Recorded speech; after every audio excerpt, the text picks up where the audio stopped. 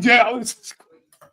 Welcome back to the Celtic State of Mind. I'm Paul John Dykes. It's a Wednesday already, and I'm here with John Hughes and Patrick McGill. We are here to talk all things Celtic for the next hour. But there are some links. I'll start with yourself, Patrick McGill. Some links between the Celtic squad and what went down last night and what was a historical performance for Scotland. I don't know if you were there. I seen your old buddy Declan was at the game. What an incredible night of football. No, I wasn't at the game. I know Declan was. I think he goes along to almost every Scotland home game. But that was a ridiculous game. I mean, you're never too hopeful when it's Scotland. You know, famously we clutch defeat from the jaws of victory most times as a nation. But you know, I was out in Glasgow watching it, and you're surrounded by Scotland fans, and you sort of think, oh, here we go, this could happen here, especially with the Belarus draw on the Saturday night. And then, you know, when you score an overhead kick 4 minutes in, you've got to think to yourself, maybe this is our night, maybe it's finally going to happen here. And then 82nd minute when it's 2-2, you think, that's probably it. And then Kieran Tierney, and of course Kenny McLean after that scoring from his own half, taking the shine off a young Kieran. I mean, I don't think it will be solely remembered for Kieran Tierney because it was such a mental game and it's such a big occasion for Scotland to qualify. But obviously he'll have the headline. And you know, I think the irony is for all the things he's done in a Celtic jersey, he may be remembered as a Scotland legend for taking Scotland to the World Cup for the first time in 27 years. Not by us, not by Celtic fans, obviously, but by a lot of other people. He'll probably most fondly be remembered for that. I didn't like, and I know this happens all the time, and it's happened in the past countless times. Scotland fans booing one Denmark player more than 10 others in Kasper Schmeichel. I don't think Kasper done anything in the game to warrant that. It's solely because he plays for Celtic. You know, and fair enough, the vast majority of people in the stadium won't be Celtic fans, but they obviously don't support the other 10 clubs that the other 10 Danish players play for either. So it's a bit of a sour taste in the mouth when you're trying to watch Scotland, want them to do well, and then, you know, your fellow countryman is, you know, booing a goalkeeper for no reason, essentially. But no, it was an amazing game, totally unbelievable, and it will obviously be unique for me watching Scotland at a World Cup. I mean, fair play to anyone who goes to the USA and tries to get past, you know, security in Trump's America, following the Scotland national team, but and I think we're just talking off air how it'll be a bit like a Celtic away trip in the Champions League. You know, hopefully we don't get battered 3 times when we actually get there, but getting there is obviously a massive achievement in itself. So you know, I'm delighted for obviously all the Celtic guys in the squad, delighted for the country, and it was an amazing game. It was, and for anybody who has no interest in international football, who might be wondering what's this got to do with Celtic, there are plenty of Celtic links, and we're not going to focus the entire show just on what happened last night. But it is monumental when you consider people like Patrick McGill weren't born in 1998. You know, it's 20, how many years? 28 years between 98 and next year's World Cup final. Unbelievable achievement, John. We were always the bridesmaids and all this kind of stuff.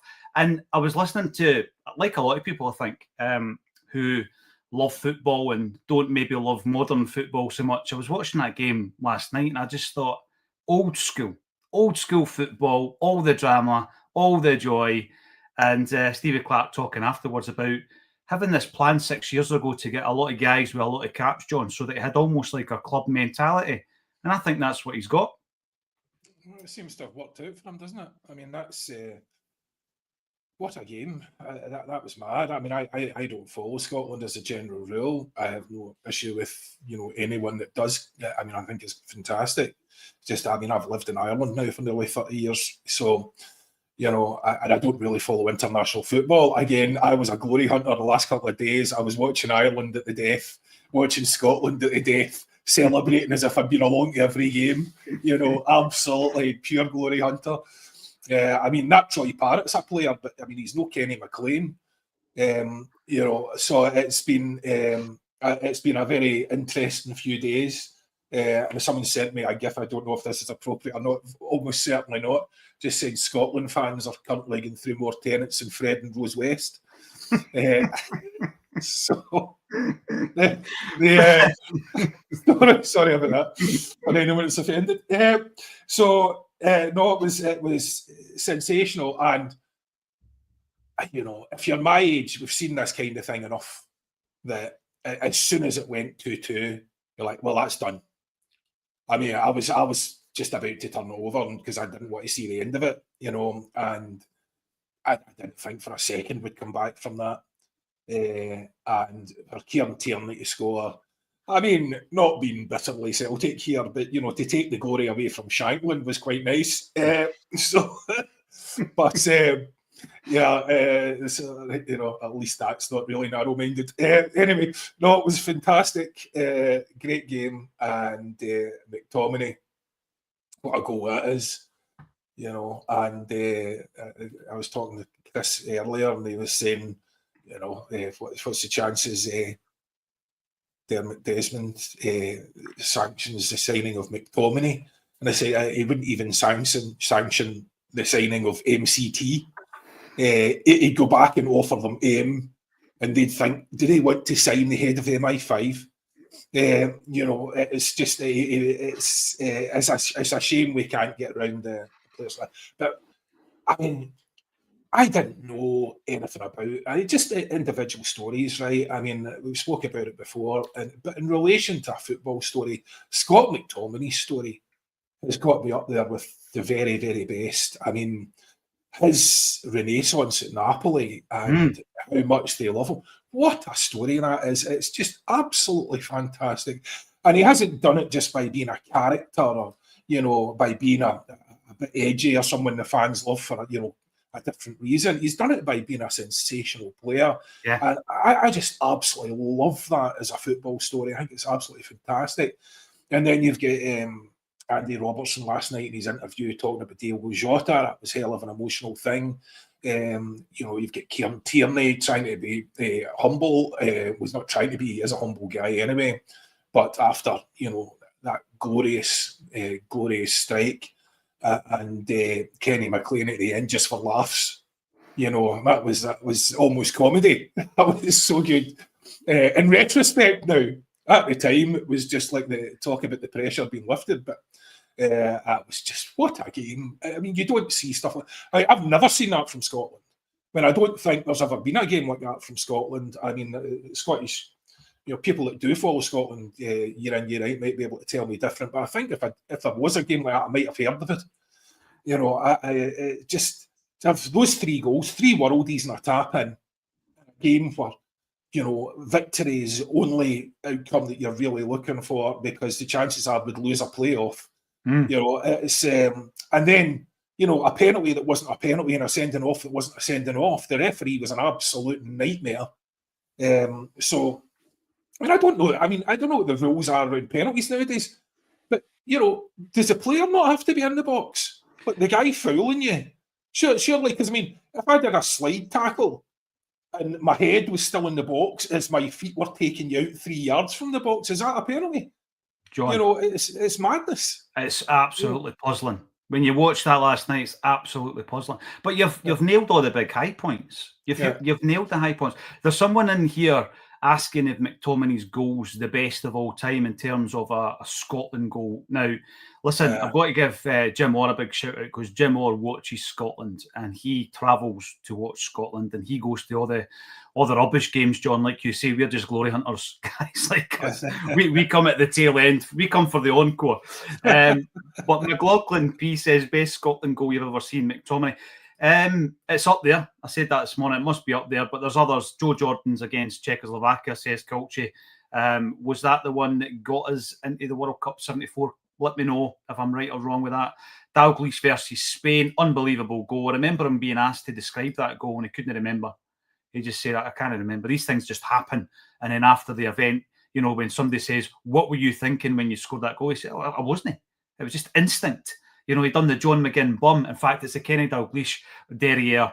And then he turns and he puts it into the top bin. Unbelievable strike. But in terms of athleticism, someone last night said it was like Michael Jordan's iconic pose that became a brand. It was the height that he jumped up, unbelievable. And there was no speed on the ball either. He had to generate all the force into that. I know. You know, and that came from wee Dokesy, wee Ben Doak. Where did he start his career?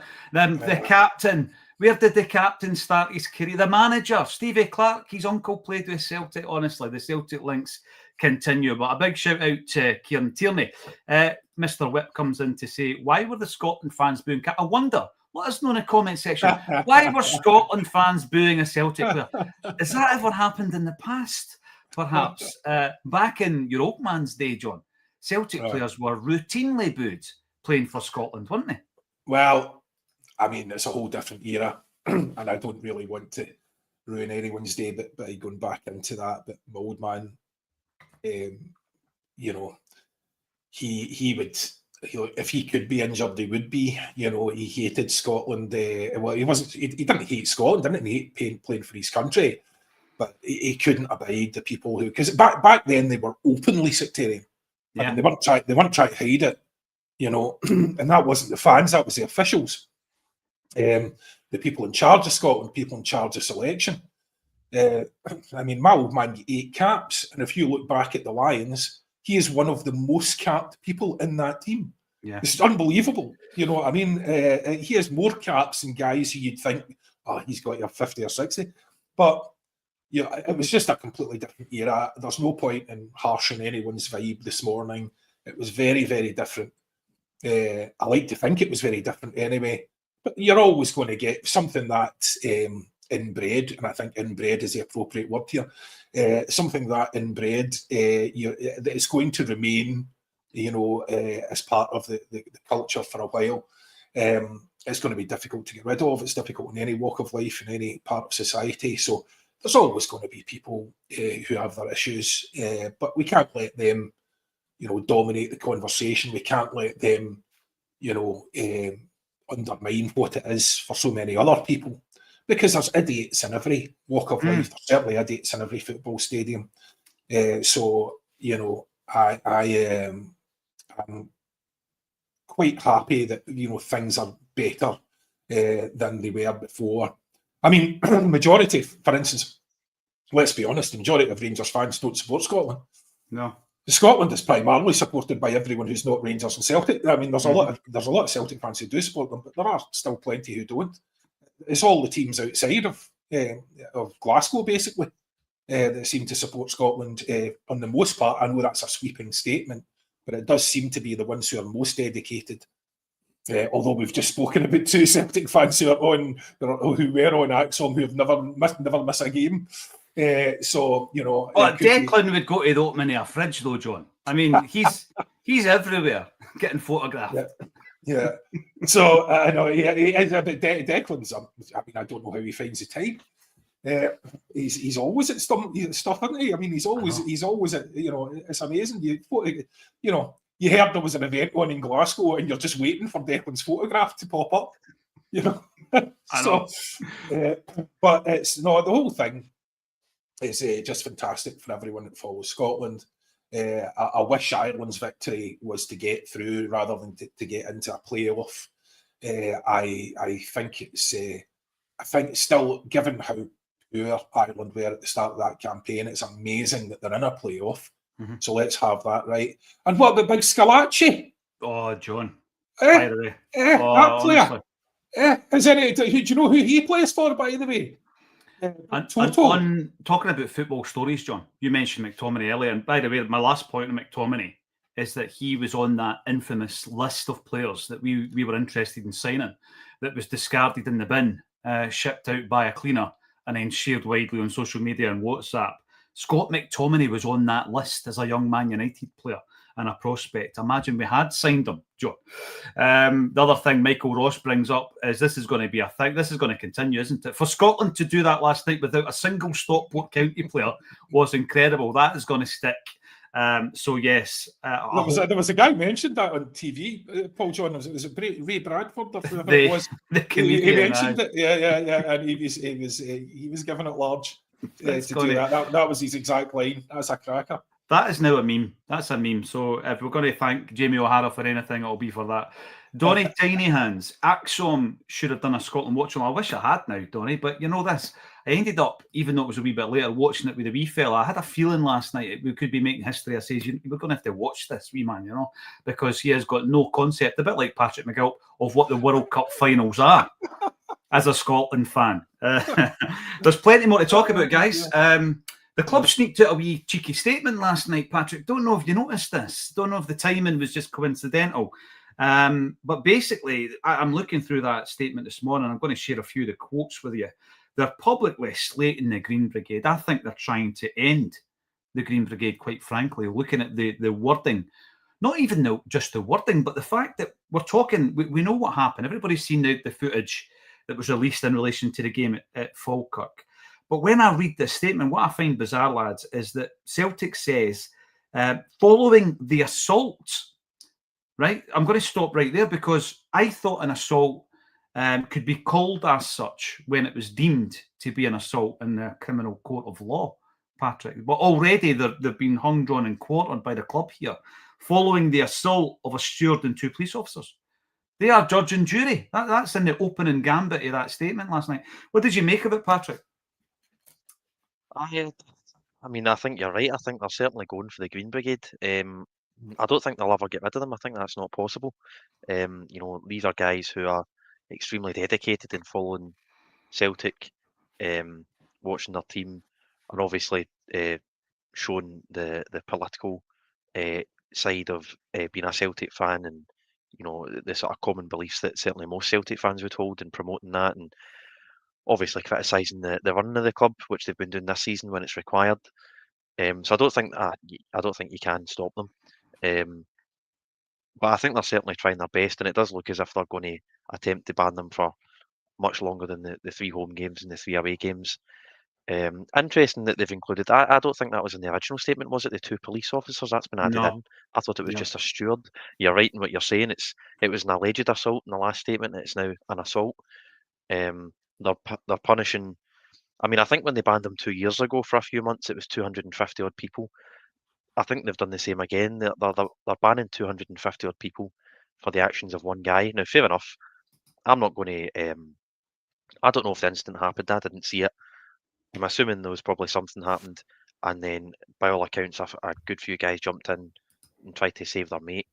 I'm not going to condone violence or assault or anything like that. But there's no way that all 250, 300 odd Green Brigade members are guilty of this one crime by this one guy. And I think collective punishment is just an excuse for the board to try and get rid of these guys. I thought that the thing that jumped out to me was, and I seen it, what was it, an hour before kickoff or something that came out. So I had a sort of quick glance at it, but it was almost as if they're trying to deflect to say, oh, it's not actually us doing this, by the way, guys. It's Glasgow City Council and the authorities and the Safety Advisory Group. And, you know, they've banned the Green Brigade before, and this has never been mentioned. It was always a couple of games banned, and then you're back in. But they're now making out as if, right, you've broken too many rules. The police have had to get involved. The city council are getting involved, and it's out of our hands. We're not actually the bad guys here. When really, since the standing section has been introduced, there's been overcrowding at almost every big game. I stand or sit right next to it. They've increased the height of the railings. They've put a fence downstairs to try and cordon it off. They've put increased stewards. I mean, it's like trying to escape Alcatraz, trying to get in there, but it's still possible. You can print out a sticker, flash it to a steward, and walk in. You can send your mate in. He'll come back with other season tickets, and then you can all go in. It's the club's fault. If there's overcrowding, if there's violence, it's the club's fault. It's not the Green Brigade's fault if the club cannot steward and police a section of the ground appropriately. So I think the club are covering their backside, to be perfectly honest, because there have been failures. There's been fights. I mean, there's not been a crush or anything like that. I mean, you had that event in sort of 2018 after the Celtic Rangers game, where there was almost a crush, I think, underneath the stadium. That was the fault of the police. But there's been overcrowding in that section for years, and to try and pin it in the Green Brigade, or to try and pin any sort of safety issue on the Green Brigade when it's clearly the club's duty to police and manage their own stadium and areas of the stadium.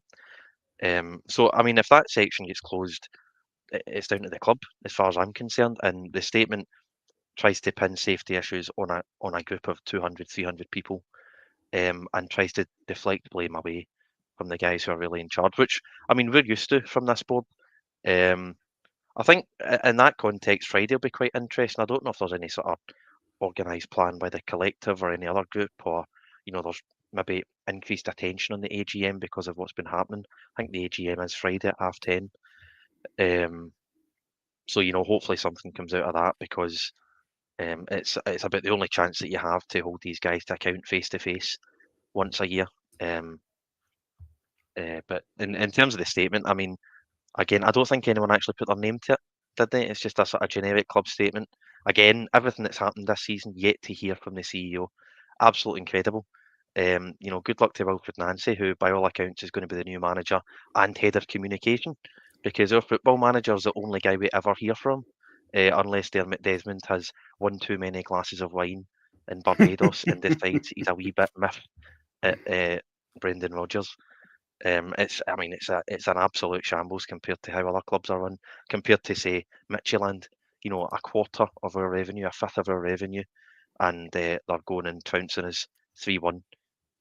So I'm sort of rambling here, but in terms of the statement, safety, stadium safety, and overcrowding and issues of health and safety are down to the club. The club are responsible for that. And I think, I'm not saying they're using it as an excuse. Obviously, an alleged assault has occurred, not an assault, an alleged assault, and that's unacceptable. But to use collective punishment to ban a group when, I'm sure there are some Green Brigade members who weren't even there that night, and are being punished. Guys who have booked up for trips to Rotterdam and now can't get the game because some guy that they don't even know has allegedly assaulted a steward. The collective punishment is nuts, and it's totally inappropriate from the club. But obviously they've tried to break up the Green Brigade for years. They've tried to punish them at every stage, and they're doing so again. And it will be interesting to see if and when they get back in, because every time they do it, it seems to be more serious. Last time the ban was indefinite, ended up lasting for about 2 months. This time they're saying it's going to the police, Glasgow City Council, trying to deflect blame from guys within the club who should be responsible for health and safety. So I mean, it'll be interesting to see what happens, but it's just another dividing line between fans and guys running the club. It's just the gap between the club and the fans is just growing ever larger, if you ask me. So I only glanced at the statement, so I can't speak too much as to the detail of it. They did reference the city council and stuff like that, but They did. They did. That's my view anyway. I'll read some quotes. There's some really good comments coming through as well, so we'll bring these into it. That statement says BMAC is an attempt of disbanding the Green Brigade. BMAC, it can't really be perceived in any other way once you read it. I totally agree with you. I am the DQ. Did Acsom not refer to the water squirting at fans as assault? The very definition of assault, I am the DQ, but you're not. Or you cannot be called someone who has assaulted someone until you're found guilty. So they're two separate things. Yes, it's an assault. If you're in a public place, if you're in a restaurant and a bar and you walk up to someone and throw a pint of beer at them or a glass of wine at them, John, you can get done for an assault. So, yeah, absolutely we did, because it is. But if you're accusing someone of something, you've got to be very careful with regards to the words you're accusing them of. But the very act that was, was it the boy Tierney? Seems like a long time ago. The very act could be defined as assault at that time. Absolutely. I would have an easy defence there. The very notion I would throw my alcohol on somebody. I know. What sort of insanity is this? Quite impossible. Absolutely. Yeah. And we've got Moses like McTominay would have cost 20 million. If memory serves me, I think he was 19 years of age at the time that he appeared on Celtic's list of targets, but it was for a loan, Mo. So we probably wouldn't have been anywhere in the discussion when it came to the possibility of signing the player. Culture, Celtic fans need to get behind the Green Brigade. Well, what I'm going to say on that, and following on from what Patrick has said, the Green Brigade are a recognised CSC. They are a Celtic supporters club. They will be part of the association, I believe, Patrick, right? So say, like myself, you've travelled to Celtic, you could be in a CSC in Glasgow, but you travel to Celtic on a bus, you're part of a CSC, and somebody on that bus misbehaves in the stadium and the entire bus gets banned. That collective punishment that you're talking about, Patrick, that's not fair, John. Would that happen at any other point with any other CSC in the stadium? I would wager not. It wouldn't happen in any other section of the stadium. That's No. insanity. Can you imagine how furious you would be if some guy you were loosely affiliated to in your, supporters club or supporters bus in a particular section went down and got in a rammy with somebody, anybody, steward, police, whatever, and you get banned for it? There's a reason why collective punishment is unacceptable and is a war crime in war, is unacceptable in terms of the justice system. You cannot have collective punishment. That is, by its very definition, unfair. Unless you can prove all of those guys did something, you've got absolutely no right to be banning them. You also, and who is proofreading these Celtic statements nowadays? Is Michael Nicholson taking leave of his senses? The assault, not the incident, not the alleged assault, the assault. All right, Judge Nicholson, that's fantastic. Thanks very much. That would be sure to let these boys go in, let them know when to go in and start their sentence. That's insane stuff.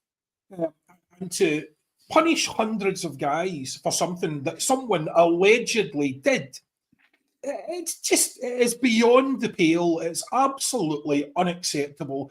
And I can't imagine what the correlation might be between that unacceptable punishment and the fact that the focus of the protests emanates from that area. I'm sure it's just a coincidence. I'm sure we can all believe that. I'm sure this is all about, making sure that some young fellas are behaving themselves rather than stopping those protests at source. So, as if the Green Brigade don't do it, no one else is going to.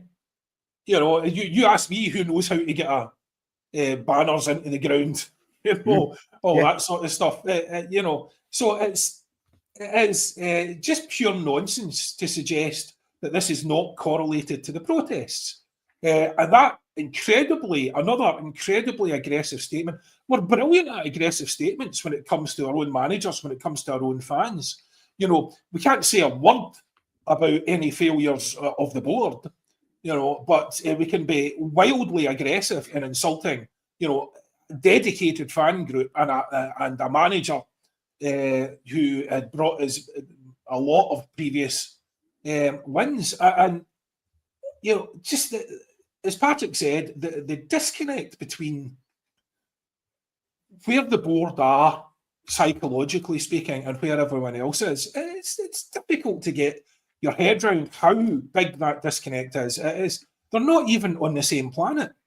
And I know there's plenty of people who have issues with the GB. That's fine. That's your opinion. They're an important part of that ground. I was at the League Cup semi-final when the GB weren't allowed in. And the difference that the Union BAMs made was absolutely massive when in terms of the crowd. Our own crowd, half of our own crowd are so old, and it's been so long since they sang. There were some songs getting sung that even the Green Brigade wouldn't sing. Do you know what I mean? So there was some old favourites making a comeback, because that's how long it's been since some of our fans have had to create an atmosphere in the game. Old favourites which are no longer appropriate.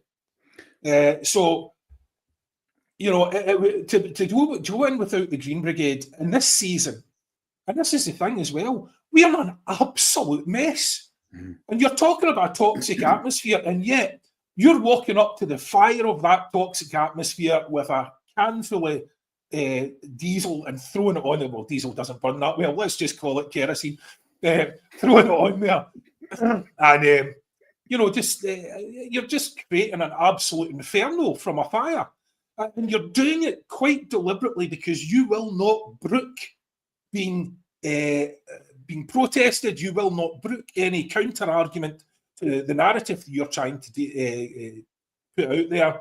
you're just not prepared to tolerate that you might be wrong in any sort of way. And rather than deal with your own issues, rather than maybe do a bit of self-reflection and think, this is a problem, maybe we should deal with this, or, fans group, maybe we should deal with that. That's unfortunate, that incident. We need to talk to them and get things back in order. That guy needs to be banned or whoever it is. Rather than do any of that, let's just, add fuel to the flames. Let's just make this as bad as possible. We're still searching for a new manager. He's not even come into the footballing mess. So let's just make an absolute show out of the beep show, we'll call it, out of the fans. And I don't sit far from when I'm at games, when I'm lucky enough to go to games, I don't sit far from the Green Brigade. And the difference between the policing, I would say, if you're going to a Rangers game when they're allowed in, there's more policing on the Green Brigade than there is on, the Rangers fans. The number of stewards around that area is unbelievable. And let's be honest here. And as Kev Graham has said, and he goes to all the games, and Kev Graham has said how aggressive some of that stewarding is. We've had stewards in these comments, guys who were stewards and who are stewards, saying the stewarding is incredibly aggressive.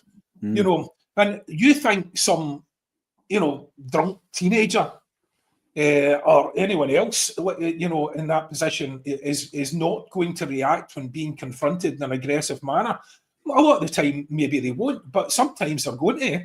And so, you need to be having a word with the stewards as well, or having a rethink about what company you use for stewarding.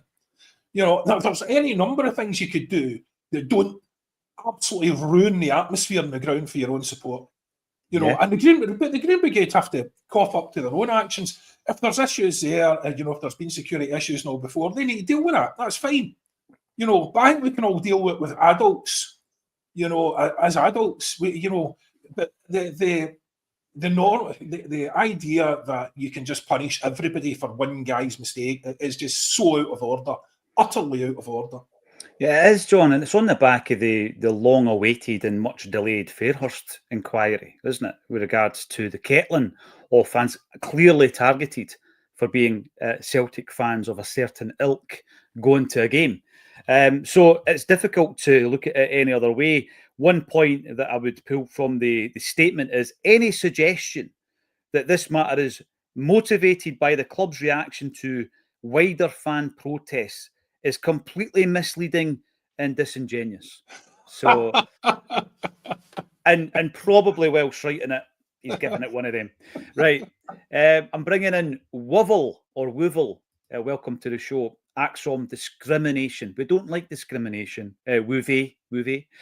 Only Irish tricolour allowed, but no Scotland flags. Well, your very own comment has a Scotland flag in it. So you're going to have to expand on that because I've not got a clue what you're talking about, my friend. Michael, the boy, this board don't want the GB or the boys at Parkhead, bottom line. It's difficult to argue with that, Michael, when you look at what appears to be a targeted campaign against these groups of fans, because that's what they are. They're a fans group, just like a CSC is a fans group. This is DD doing his best to ban the GB for life and shut up us fans, because how dare we criticise the board? I think what John says is right. Although the Green Brigade are not driving the collective, they are very much the focal and visible force, John, on match day. There is no doubt about it. And to the point, when you look at the fact that they're going to be celebrating 20 years in 2026 as a fans group, that's virtually a generation of Celtic fans who haven't had to go and figure out how songs start or try to start them yourself. We watched the game, Liam and I, at the weekend from 1998, where there was no synchronisation, John. It was just old school. There were just bursts, little pockets of singing and all this kind of stuff. That's how it used to be. And there's a whole generation. I mean, I'm going to ask you the question, and it's not an ageism thing, Patrick. Since you've been going to the Celtic games, pretty much you have had the Green Brigade at the games, I'm guessing. Every single game, apart from when they've been banned, of course. But I remember there was a period. I think they had a banner deemed inappropriate at a European game, and they were banned for quite a lengthy period in the 13-14 season. And they end up, I mean, there was so few people going to games. I mean, you had that big banner on the top tier in the 13-14 season because the club was in a process of downsizing. That's back as well. You know, they were able to buy match tickets and just sit at other parts of the ground and collect at other parts of the ground. But I mean, apart from the bans, they've been a constant fixture in my Celtic support life. I mean, founded in 2006, so I'd have been 5. I think my first game was 2006, so there's a possibility that I went to one game without the Green Brigade having existed. But a constant fixture, and I'm quite fortunate. I mean, I sit right next to them, so it's always I mean, you can't get much louder. I know guys at the other side of the ground, it might not be as loud game to game, but it's always quite a good atmosphere from where I sit. So it would be a shame to see them banned because I think they do. I'm of a position where I don't agree with everything that they do, but 95% I think is positive. You know, the campaigns that they get behind, the activism, always a focus on charity, and you know, food bank drives. I mean, they do it annually.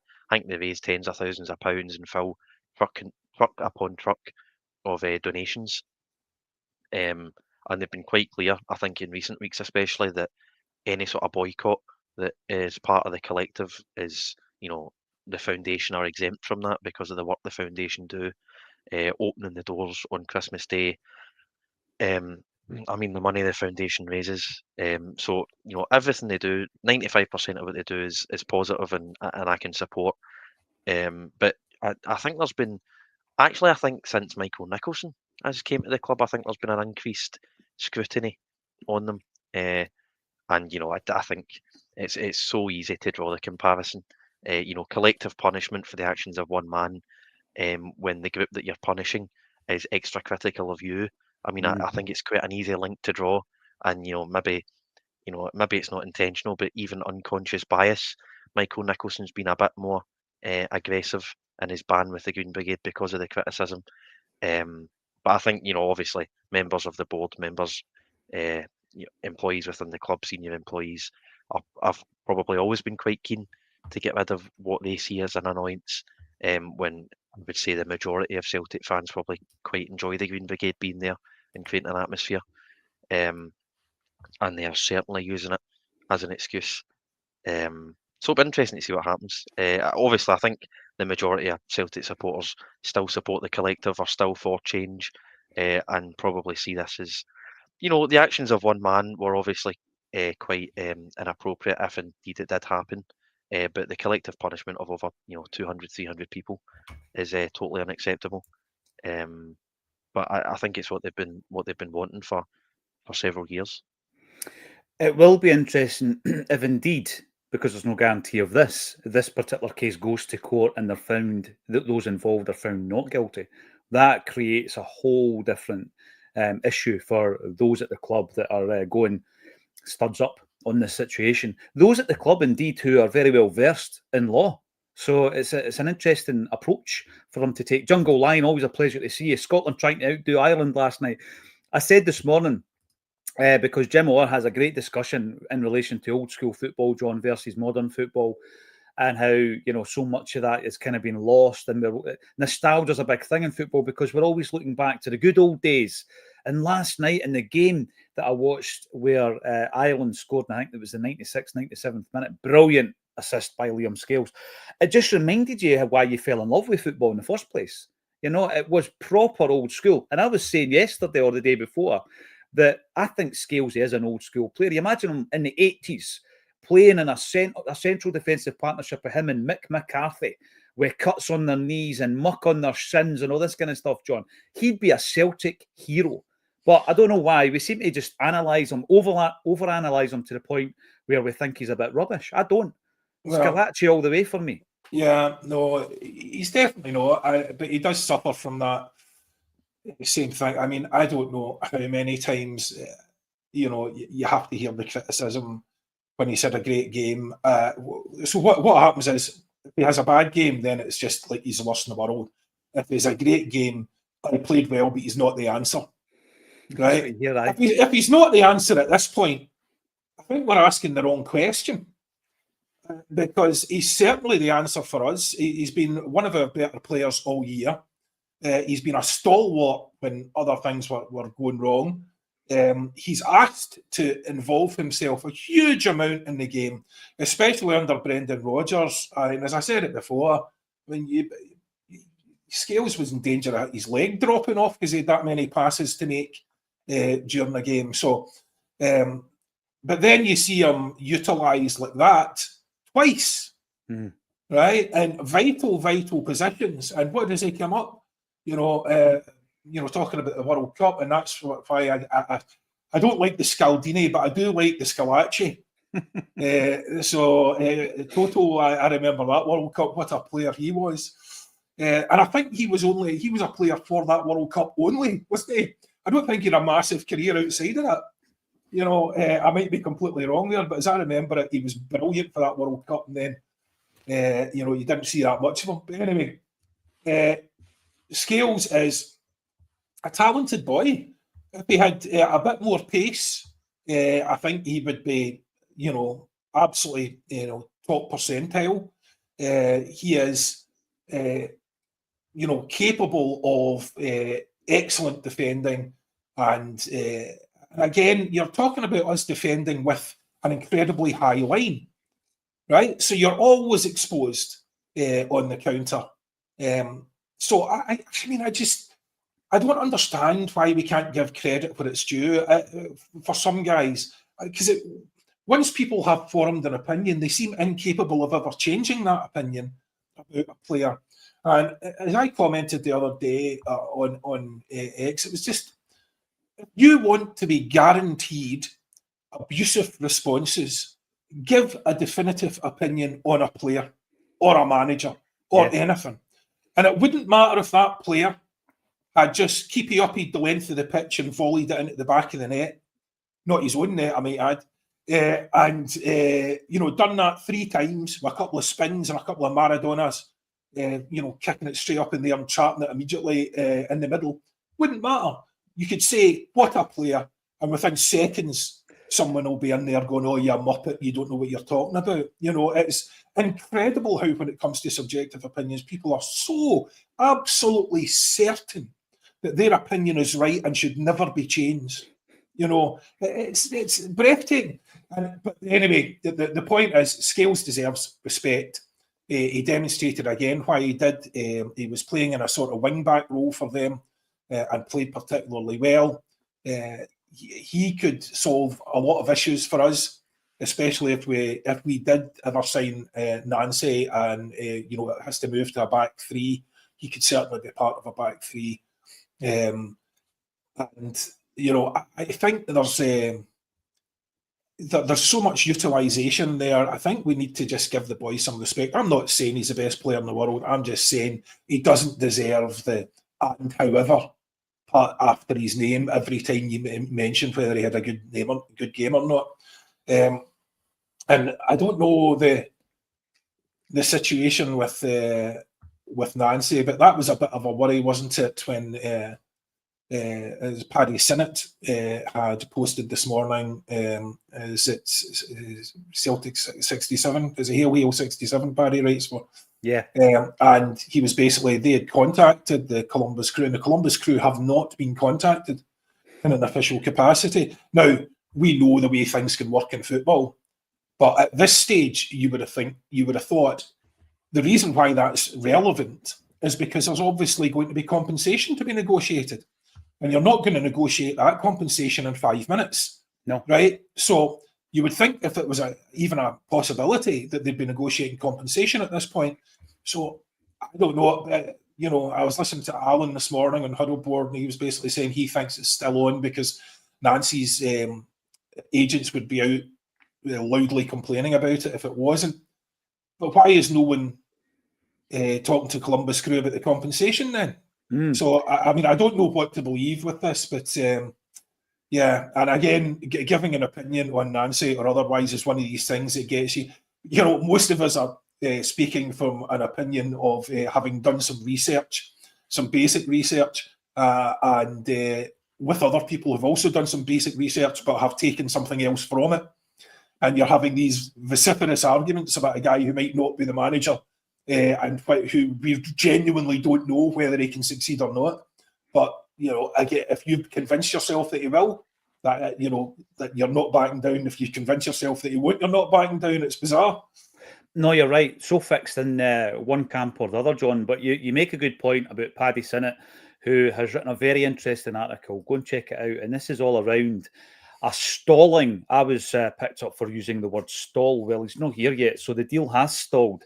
And Paddy is referencing an interview that has been given where the match day radio presenter for Columbus Crew, a chap called Chris Doran, has interviewed the man who will be able to tell you the truth from inside the club, because he's a general manager of Columbus Crew, John. This isn't just tittle-tattle. This is getting a deep dive into the football club. It's an individual called Issa Tal.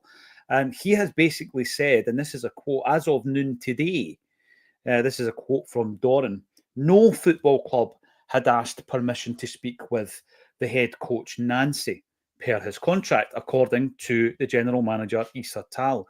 Keep in mind, he says, it can be the Wild West outside the US. And obviously what he's saying there is, okay, nobody's sought permission to speak to Nancy. However, someone might be tapping him up. That's basically what he's saying there, John. But, I mean, that doesn't bode well, I don't think, Patrick. I mean, that doesn't fill me with confidence, because as John says, there's different parts of this. And part of this negotiation is, right, A, you get granted permission to speak to the manager, and the manager tells you whether or not he fancies it. And then B, you've got to get a compensation package drawn up with the football club. So it seems to me as though we're nowhere near this deal at the moment. Oh, it seems to me it's one of two things, if not both. Either we're not 100% for Nancy, the board haven't decided, right, this is our guy, we want him, let's go and get him. Because, of course, the first thing you would do is immediately contact the club, officially ask for permission to speak to him and drop compensation. The other explanation is, of course, incompetence, which is, as we all know, highly probable when it comes to this board. I mean, they were probably too busy writing statements about the Green Brigade and Brendan Rodgers to bother actually asking for permission to speak to Nancy. So on both those points, if we haven't decided on Nancy, I mean, the manager entered the last year of his contract in June.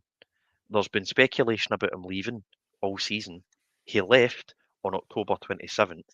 He was allegedly to blame for absolutely everything at the club going wrong.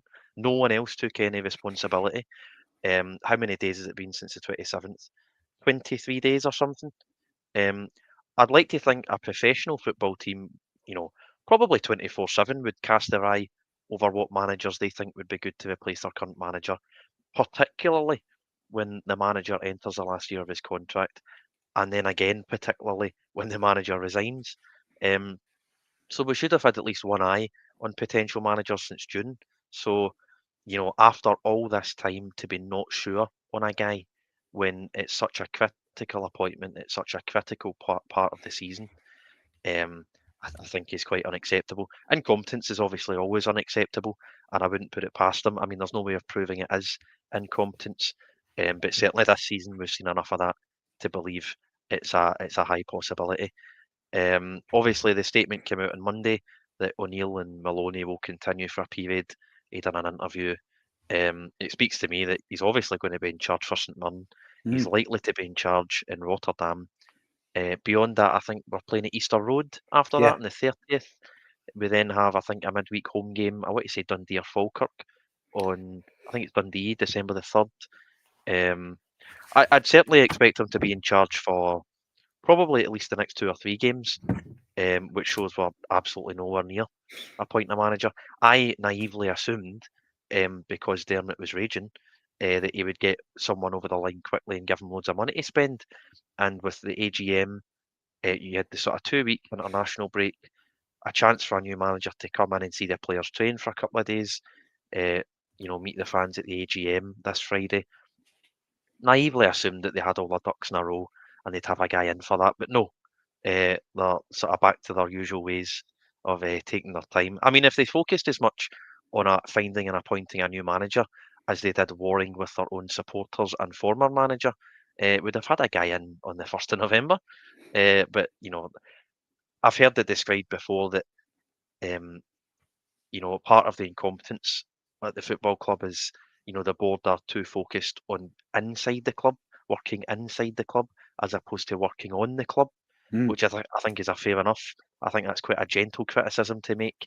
And it certainly seems like that. I mean, they've made, 2 or 3 statements about the Green Brigade, and yet they've not even made a formal approach for a manager 23 days on, 4 months after Rodgers entered the last year of his contract. I find it all to be totally unacceptable. I mean, we don't have another international break until March. It's just game after game after game because of the Champions League format, because of, the League Cup finishing, catching up with league games, sort of games in hand, Scottish Cup starting. I don't think we've got many midweeks off until, beginning of February. Sorry, Champions League.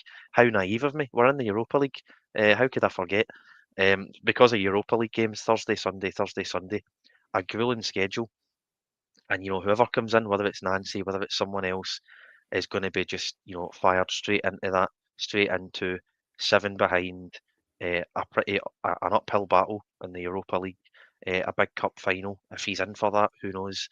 Obviously, a sort of tough period during the winter. So, it would have been good. I genuinely thought it would be yesterday or today when Rodgers first resigned. I thought this would be about the time that we get a new manager in, but unacceptable. Again, just another, act in the sort of long drama that is played out this season of complete failure. And again, I go back to it. Not a word from our CEO about anything. I think that statement yesterday saying that O'Neill and Maloney will continue. I don't think that was from the CEO. I don't think it had a quote from the CEO. I don't think any statement has had a quote from the CEO. It's absolutely breathtaking, to be honest. And hopefully on Friday, when shareholders have their chance to ask questions of how the PLC has been ran in the last year, they're quite vocal in all these issues. But I mean, a few hours at an AGM isn't enough time to cover all the failures of this season. It's absolutely breathtaking. So, when will a manager be appointed? Certainly not in the next sort of week and a bit, I would say.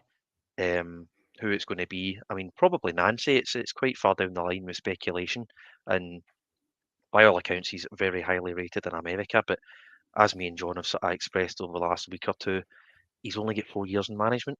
That is probably the concern of everyone. There's no doubt he's obviously a successful coach and has been for Columbus Crew and Montreal. But every appointment's a risk. But you do have a bit of nerves around the fact he's only been a coach for 4 years. So there's obviously a lot of questions. I think we'll all feel a lot calmer and safer when a new guy is appointed, and certainly the fans will get behind him. You'd like to think the club will get behind him by giving them money to spend in January. Hopefully we don't have any complicated European tax jurisdictions to deal with, or else that might hold up a few deals. Maybe the MLS have complicated tax jurisdictions, and that's what's holding up our approach to get Nancy over the line. But it's the delay. I mean, 23, 24 days or whatever it is. It really should have been over the line by this point, in my opinion. I know it's a big appointment. He's going to be in charge for probably the next sort of 2-3 years, hopefully. But we should have had our eyes on the ball, and clearly we were not. This is really, Patrick's not painting a negative hue on this, John. This is just facts. I mean, we're talking about an interview that's actually going to drop at 2 a.m. Celtic part time, 2 a.m. this Thursday morning, right? So you'll be able to get the full transcript of this. But this is a company employee who works on the Cruise radio station, John, talking to the GM. So it's not as if it's just, as I say, 2 journalists coming up with speculation, right? And it's concerning, to say the least. What really concerns me is over the last week, I'm thinking to myself, right, they must be working their way through that to-do list on Michael Nicholson's whiteboard. They must be. They've absolutely got to be.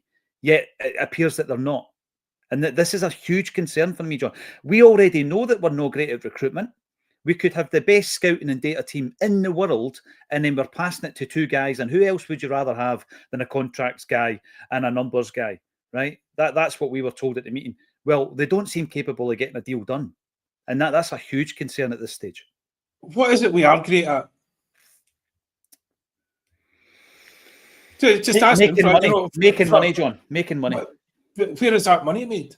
That money comes from the incredibly generous fan base that we had. Yeah. That we have. They didn't do that.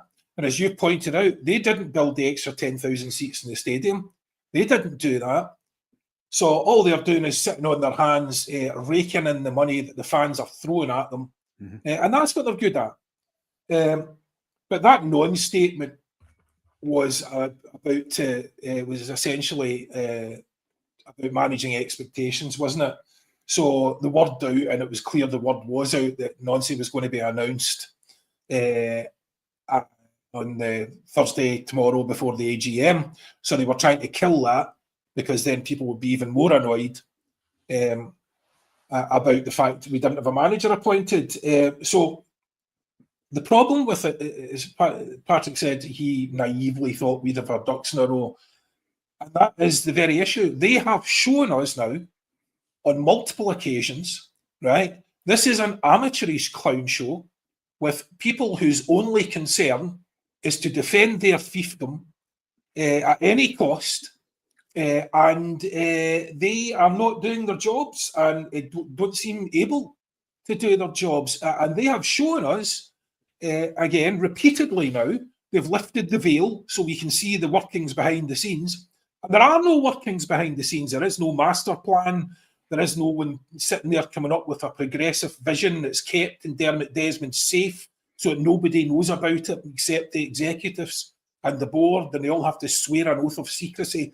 It's just nonsense. It's amateurish nonsense. It's individuals trying to sort problems.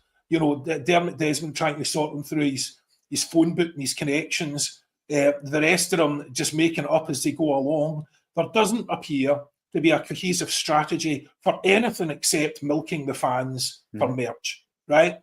Anything at all.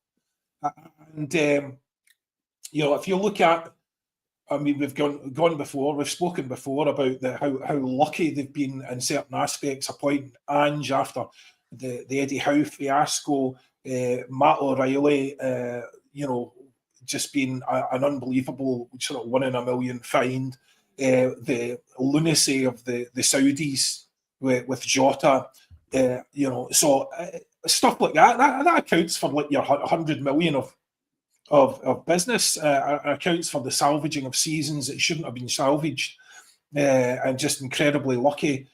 We might get lucky this time. Maybe this guy comes in, he's got a load of cheap buys from the MLS, and you know he can turn something round. But at this rate, if someone's going to come in, they're not going to have a transfer window at all. So this board wouldn't give Brendan Rodgers any money because they thought he was going to leave. Do you think they're going to allow Paul Tisdale to sign a load of players for an as yet undetermined manager? You know, we're going to have to get through to the end of the season somehow, by hook or by crook, maybe with a couple of minor additions. But, you know, it's not going to be pretty. And unless we get a manager in quick, sharp, which does not look like it's going to happen, then we could be in a lot of trouble this season. We are facing real threats from Hearts and from Rangers, who will be resurgent at some point. They say they have a very good coach, or a guy who was a very good coach, much like the sort of Nancy type appointment. You know, the guy's a very good coach, got a good reputation as a coach. You know, but I mean, as I said there last week, if Rangers had appointed Nancy, would we be worried?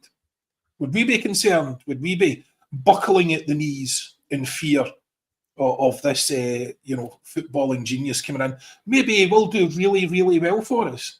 But as a risk, as we said before, regardless of whether you feel it's a success or not, it will be a success or not, it is a risk. He has 4 years as a manager. That is a risk. That is not enough of a body of work to hang your hat on. So you can argue the toss one way or another, but it's definitely a risk. So, and we're facing down that, and that might not even happen. So God knows what plan B is, because quite evidently in most of these circumstances that we've been looking at, we didn't have a plan A to start with. It was just tripping over each other, getting it done. Oh my God, what's happening? I don't know. Have you spoken to Dermot? I don't know. What did he say? I don't know. It's where is he? He's on the golf. Oh my God, what are we going to do? It's just the sheer. I mean, obviously, I'm exaggerating for effect, but only just. I don't think you are, John. I don't think you are, because see if you actually break this down. What was the plan A? The plan A was, when questioned, Michael Nicholson said that the manager and the executive team were working hand in hand. You had Brendan Rodgers at the press conference saying these guys bleed for the football club. There was no plan A. The plan to sack Brendan Rodgers wasn't on the whiteboard. That was not a plan. And then obviously Dermot Desmond's made it the plan. But as you say, there is no plan B because it was completely off the cuff. Mm-hmm. I mean, it wasn't because we lost to Kyrat, and it wasn't because we lost to Hearts and Dundee. It was because of a personal issue. And that was, for me, highlighted in the statement, John. So I don't think you're exaggerating at all. I think you're spot on. And now it could be said that we're kind of floundering because no one expected the gaffer to get binned.